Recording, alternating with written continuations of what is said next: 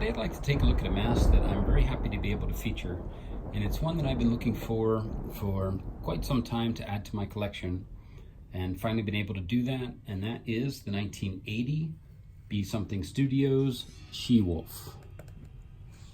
Now this mask, in my opinion, is very iconic in the mask collecting world,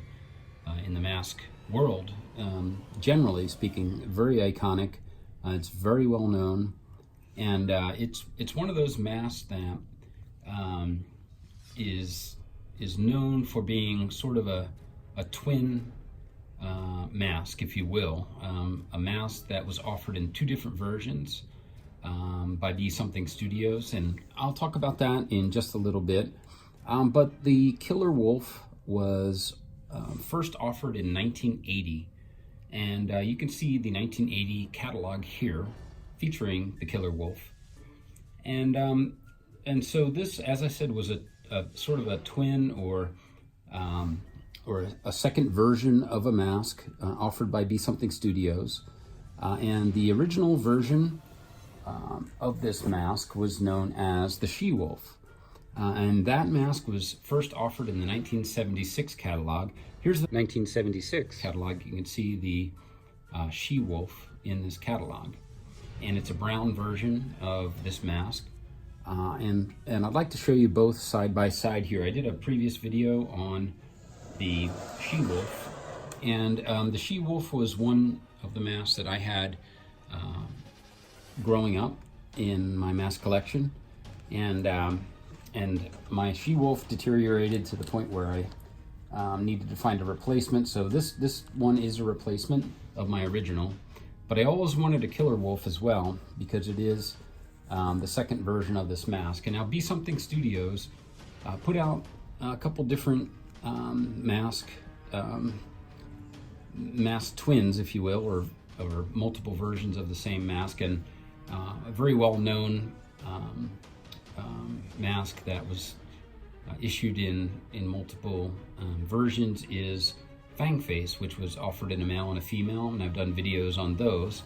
But the other most prominent masks that were offered in multiple versions are this pair, the She-Wolf and the Killer Wolf. And so I'll focus on the Killer Wolf here. As I said, I did a video on the She-Wolf in the past. The Killer Wolf is the male version.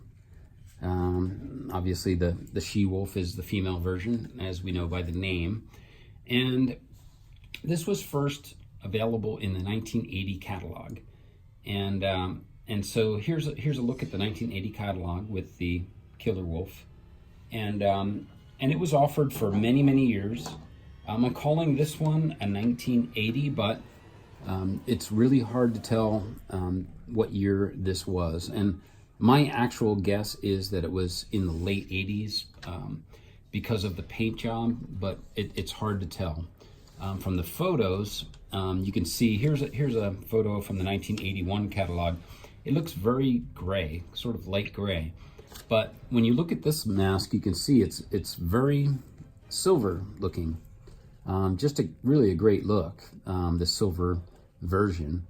And I'll run through some of the catalogs here, the 1983, 84, and in 85, there's a little bit of a darker paint, but it's really hard to tell whether it's the photo or the paint itself that looks darker.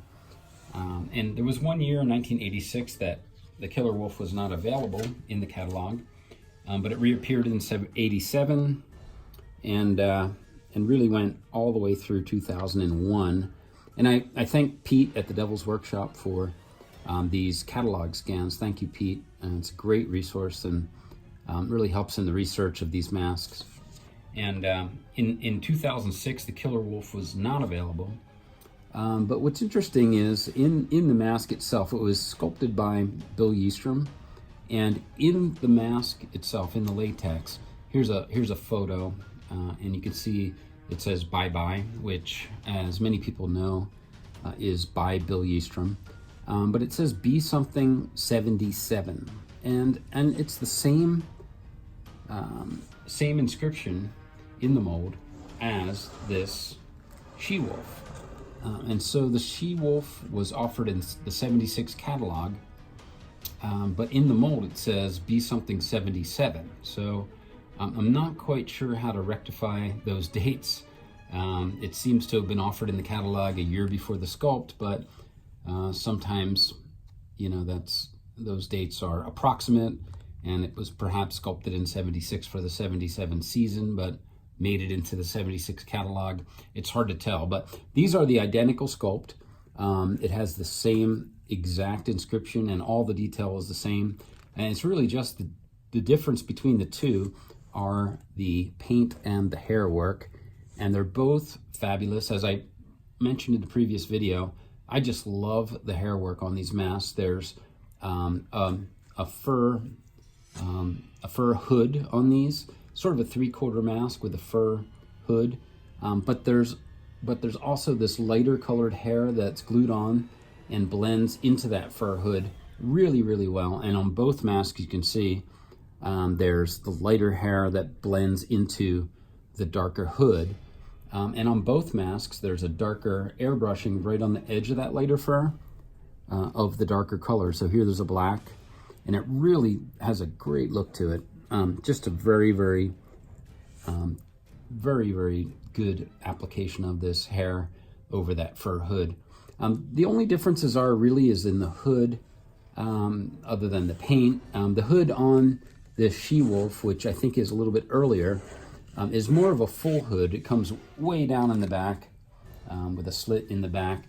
And this killer wolf, which may be a little bit later, the hood is sort of shorter in the back. You can see here it doesn't come down quite as far as the she-wolf, which I think is an earlier mask. And there's a little bit of wear on this mask. You can see here some of the paint is worn off, and but really it's in great shape. It's just a fantastic mask. They display great together, and actually here's some shots from the Zagoni website. So as most everyone knows, Be Something Studios has changed their name to the family name of Zagoni, and so Zagoni Studios is still online and still making masks, and that they used to be Something Studios. And here's a couple shots from their website. They still offer this mask, and you can see here they call the she-wolf the brown killer wolf, and they offer the killer wolf and actually one in ultraviolet paint, which would be blacklight activated paint, which is really kind of neat. And it's amazing that you can still buy this mask after all these years, decades later. You know, it's one of my favorite masks of all time. I've really wanted to get a killer wolf into my collection because it really accents the pair, the killer wolf and the she-wolf. It's nice to display them together. And this, as you can see, is just a fantastic mask. And so yeah, I'm happy to feature this. I'd recommend, if you can find either the killer wolf or the she-wolf, even if you buy a new one, it's a great mask to have in your collection. It's a fantastic sculpt, really. It's one of my favorite wolf or werewolf type masks of all time, and I would recommend it to everyone. So that is the 1980 Be Something Studios Killer Wolf, and as always, thanks for watching, guys. We'll see you next time.